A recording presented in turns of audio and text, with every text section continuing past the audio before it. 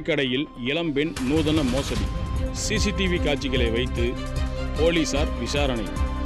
சேலம் மாவட்டம் வாழப்பாடி அருகே வேலூரில் நகைக்கடைக்கு பர்தா அணிந்து வந்த இளம்பெண் கவரிங் நகைகளை கொடுத்து ஊழியர்களை ஏமாற்றி 7.5 சவரன் தங்க நகையை திருடிச் சென்ற சம்பவம் அதிர்ச்சியை ஏற்படுத்தியுள்ளது. வாழப்பாடி அருகே வேலூரில் இயங்கும் நகைக்கடைக்கு கடந்த 14ஆம் தேதி பர்தா அணிந்த இளம்பெண் ஒருவர் நகை எடுப்பது போல் வந்துள்ளார்.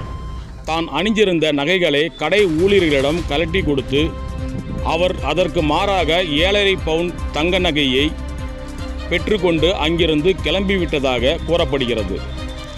அதைத் தொடர்ந்து 12 நாட்களுக்கு பிறகு வெள்ளிக்கிழமை மாலை தங்க நகைகளை நகைக்கடை ஊழியர்கள் ஆய்வு செய்தபோது அந்த இளம்பெண் கொடுத்த நகைகள் அனைத்தும் கவரிங் நகைகள் என்பது தெரிய வந்துள்ளது. நூதன முறையில் தங்க நகைகளை திருடிச் சென்ற இளம்பெண் குறித்து நகைக்கடை மேலாளர் துக்கியாம்பாளையம் குறிஞ்சி நகர் மணிகண்டன் என்பவர் வாழப்பாடி காவல் நிலையத்தில் புகார் அளித்துள்ளார். அதன் பேரில் போலீசார் வழக்கு பதிவு செய்து கண்காணிப்பு கேமரா பதிவுகளை கொண்டு விசாரணை மேற்கொண்டு வருகின்றனர். இச்சம்பவம் அப்பகுதியில் பெரும் அதிர்ச்சியை ஏற்படுத்தியுள்ளது.